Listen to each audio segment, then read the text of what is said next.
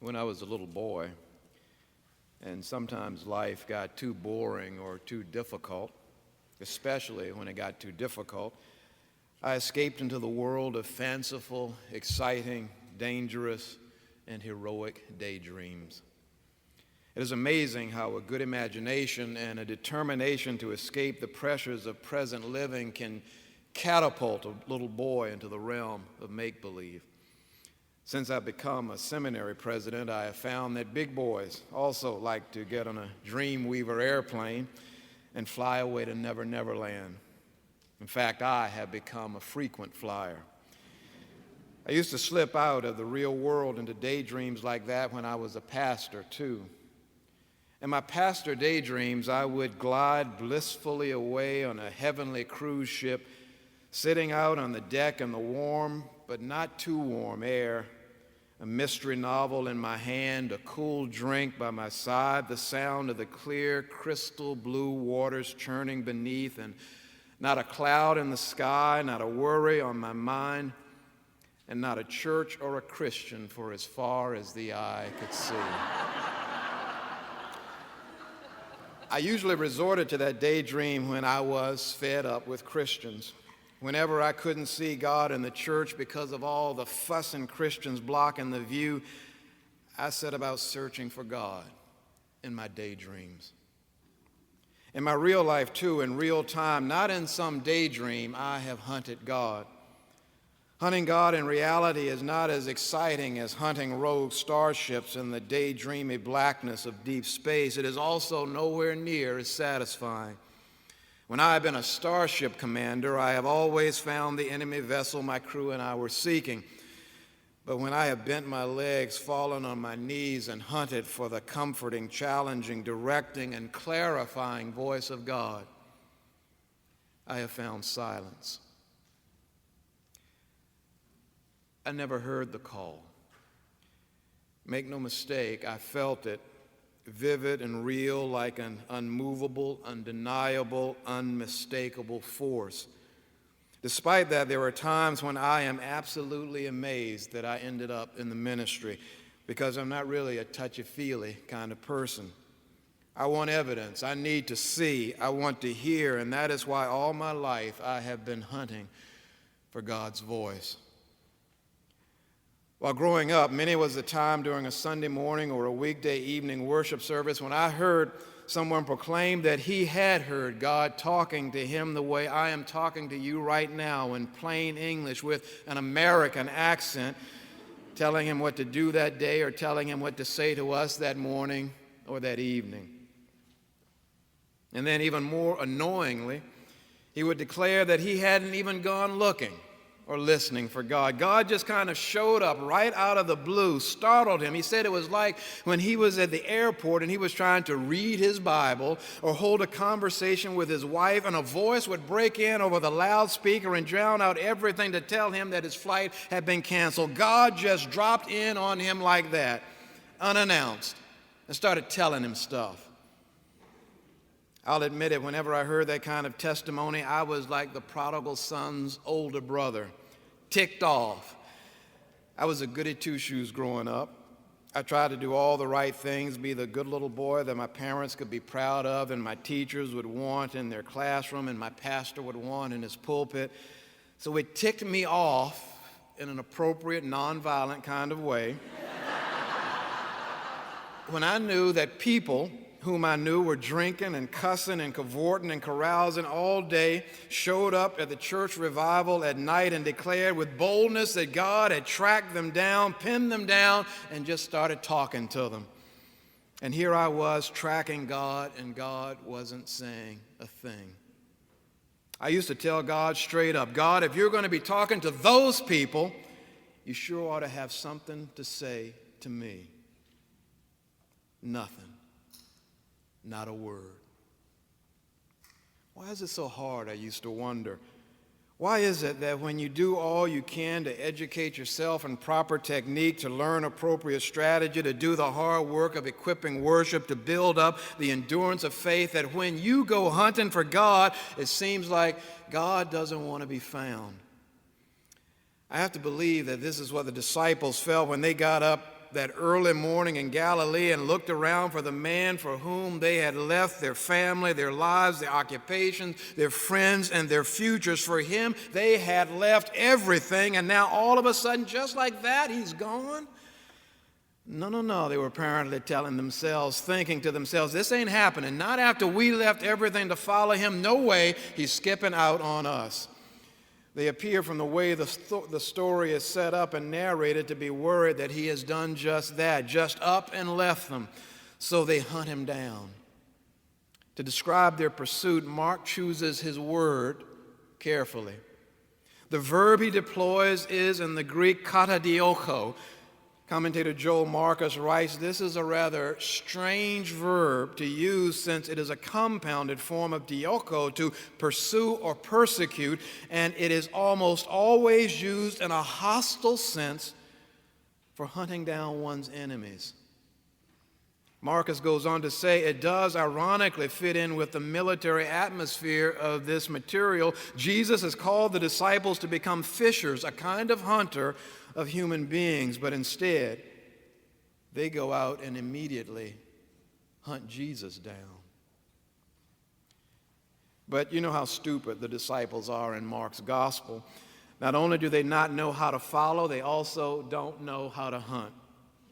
Notice the tremendous difference between the way Jesus hunted for God and the way they hunt for Jesus. Jesus goes hunting in the quiet solitude of prayer. They go hunting by gathering up a posse. Simon moves out in the early morning darkness with an entourage in tow. We disciples do big things. We like to have big movements, and we think success is measured by the size of our achievement. I think there are a lot of believers for whom numbers, whether in terms of worship attendance or church membership or mission transformations, indicate successful connection with God. It may really indicate a lot of people frantically and aimlessly searching and nothing more. I'm not sure how to tell the difference between the two, but this I do know. It doesn't matter how many people there are in your posse on Sunday morning or on your membership rolls on Monday morning. A lot of people hunting is just that, a lot of people hunting. A lot of people coming to church may just well be just that, a lot of people worshiping. A lot of people belonging may be just that, a lot of people belonging. You don't know until the work begins whether they are onto something. You don't know until the work begins whether they are disciples hunting God. Still, I am fixated on the crowds. I like crowds, and so I endeavor to crowd as many people as I can into worship so that we can hunt Jesus down together. Jesus takes exactly the opposite approach early in the morning, in the dark, by himself. For most of us Christians today, that is a recipe for finding a nap more than it is for finding God. It would have been easier to hunt God in a crowded synagogue or in the always packed temple in Jerusalem. It's easier for us in our people-oriented world to understand Jesus seeking God in a place where people were practiced at finding God and in sharing God and in promising God's favor. That is why I think we try to make worship more exciting so that people can be drawn in to crowd into hunting God with us, isn't it? Jesus' worship out there by himself could not have been all that exhilarating. No choirs, no amens to his salient points. I know I want fevered worshipers crowded into packed sanctuaries. And I think I know what kind of worship will bring them in. Let me sit in a worship recliner with my feet up, with the newspaper so I can listen and read at the same time the way I do with television. Speaking of the television, I'd like a worship remote so I can surf prayers and sermons until I get one I like. If I don't like what the minister is saying on one channel, click. I want some snacks too, some buttered, warm popcorn, a box of Goobers. Occasionally when I'm really distracted, some warm nachos to dip into some of that melted cheese. That would be real nice.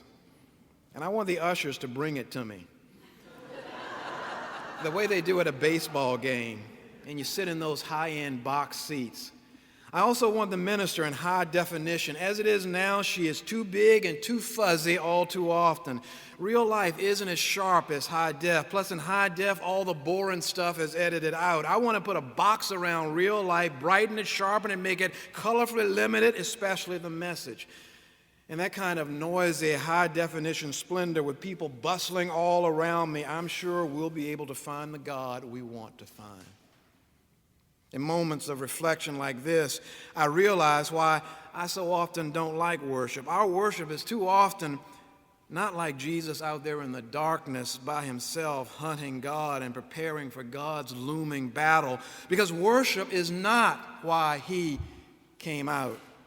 He came out to prepare himself for going back in the world, back into a world at war with itself, its people, and with God. Too often, if you ask me, we treat worship as though worship is the goal. We hunt for just the right church when we should be hunting for God instead. It's no wonder that too often we find the right church, and when we find it, we use worship as a place to escape from confrontation, not as a place to prepare for confrontation.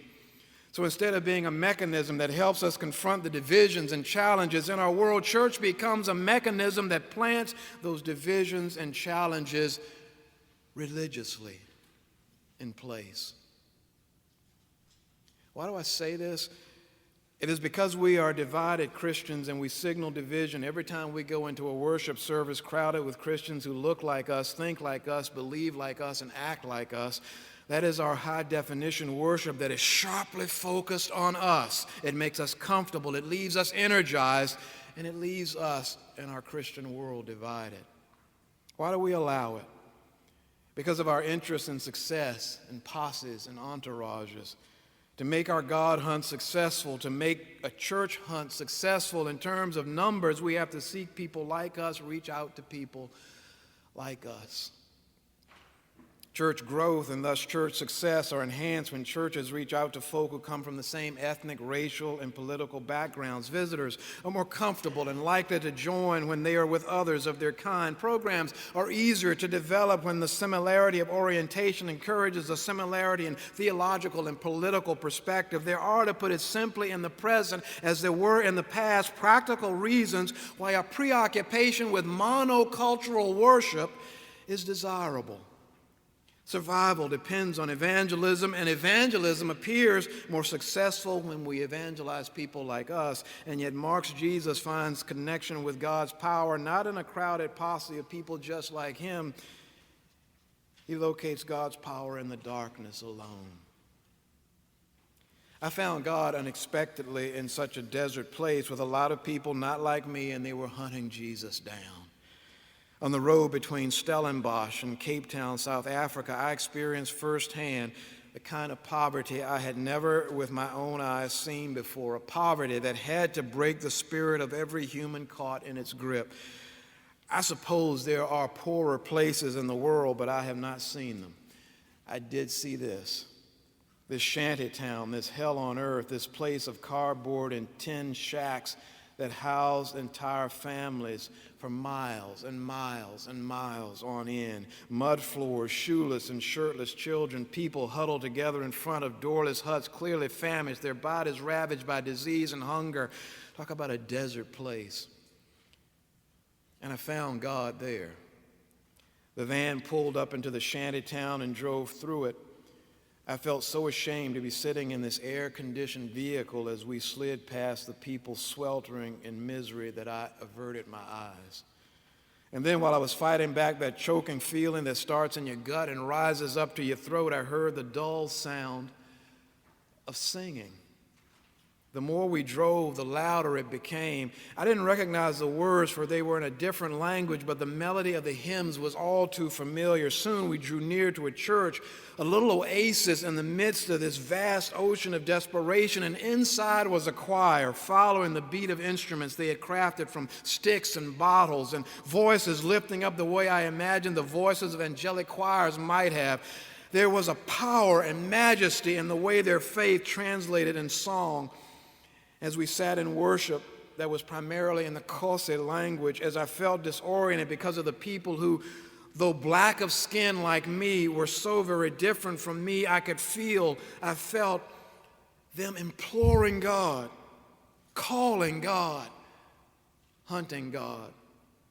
And I felt sure that they were finding him. I felt sure that, like the disciples, they were singing in joy because despite the desperate pleas of the people all around them, they had a glimpse of Jesus in the darkness, and using sermon and song, they were making their way to him. I could tell in the sound of assurance in their voices and the strong resolve in their pastor's voice that they knew where Jesus was, and if I followed closely enough, I too would be able to see him kneeling quietly in prayer in their midst. I don't just feel uncomfortable because I found Jesus in such an unexpected place. I also feel uncomfortable because experiences like that one in biblical texts like this one teach me that when I hunt for Jesus, I am more likely to find him in places I am uncomfortable going, because those are the places Jesus seems to want to inhabit. In the NRSV translation of verse 38 in chapter 1, the one that's in your bulletin, Jesus says, "Let us go into the neighboring towns so that I may proclaim the message there also, for that is why I came out." In commentator Joel Marcus's translation, he's working directly from the Greek. He translates Jesus saying, "Let us go elsewhere." It is as though Jesus is saying, I have had enough of this here place. Let's go do my thing in some other place, some elsewhere. Somewhere there are else kinds of people, where there are else kinds of interests, where there are else kinds of things. Let us just go somewhere else. We go here and there and where all the time, don't we? We do ministry, we do family, we do worship, we do friendship, we do work in the comfortable environs of the here where and the there where and the church where. We are comfortable and at home, but we don't like to go to the elsewhere because the elsewhere is, after all, somewhere else with else kinds of people. What if I told you that the successful path to hunting Jesus down was a road to an else kind of ministry? What if I told you that a church that finds Jesus praying in its midst is an else kind of church? Not a church that exists in its comfortable worship space, but the kind of church that fitfully inhabits an else kind of space with an else kind of ministry. On the internet, dictionary.com says this about the word else: adjective, other than the persons or things mentioned or implied, as in, what else could I have done? So maybe Jesus was saying, let's go to a place that is other than the places we all know about, where the people all know about us. Let's go to people who are people other than what we all know, and let's minister there. Dictionary.com also says about else that it means in addition to the persons or things implied, as in, who else was there? Well, we don't know the answer to that question until we get out of our comfortable here and go elsewhere to find out, do we? So what's keeping us? What's keeping us in our churches, in our routines, in our known Christian groups with our known Christian associates? Why aren't we forcing associations more aggressively with someone else?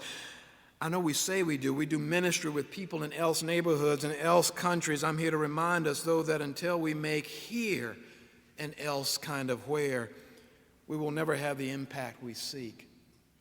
We are determined to cross divides of oceans and lands and tongues and nations, and yet we can't seem to cross the divides, theological, racial, social, political, that exist inside our own faith communions. When we do our most regular worship ministry, there are too often too few else people in our midst.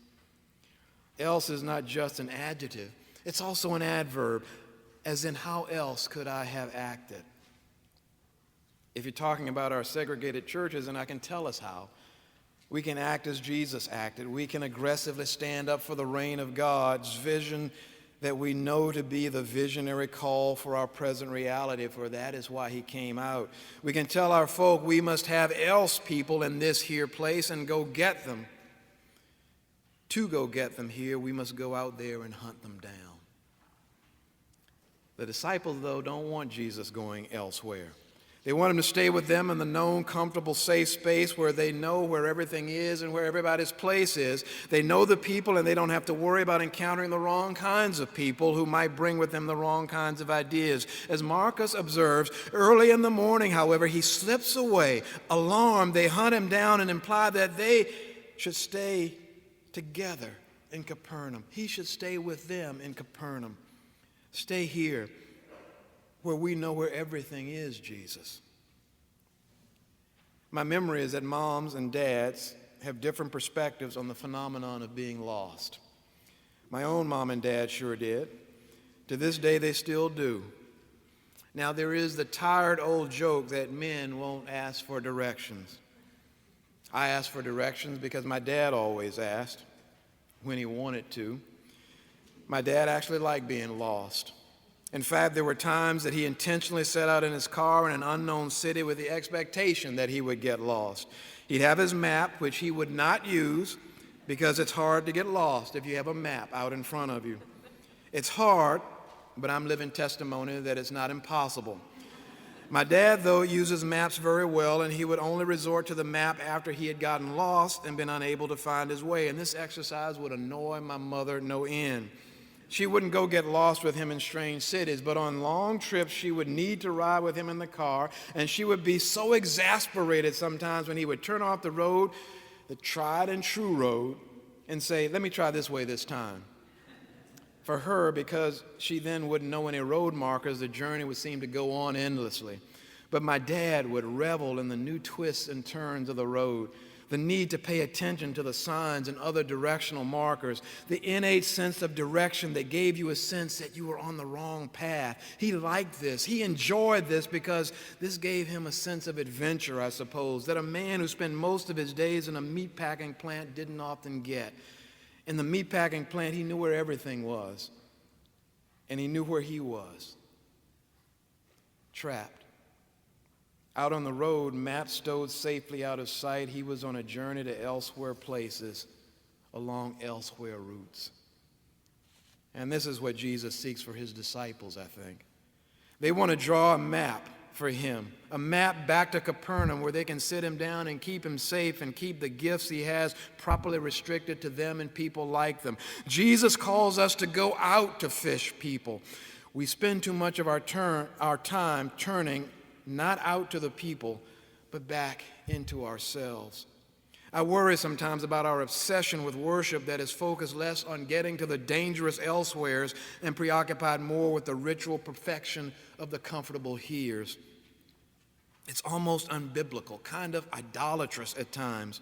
We will tear each other up over liturgical worship and ritual purity matters. Church councils have gone to war trying to figure out the most appropriate way to interpret things like the meaning of the bread and wine in the Eucharist meal. The struggles over what kind of music we sing and who gets to sing it are like those WWF wrestling cage matches. Over in this pulpit, the ministry staff. Over in that balcony, the choir. Let's get ready to rumble. Fight on until somebody comes up with something to sing on Sunday morning. Jesus has sent us out into the world to hunt for people, and we too often spend our time in churches hunting each other down. Where is he? How do our prayers reach him?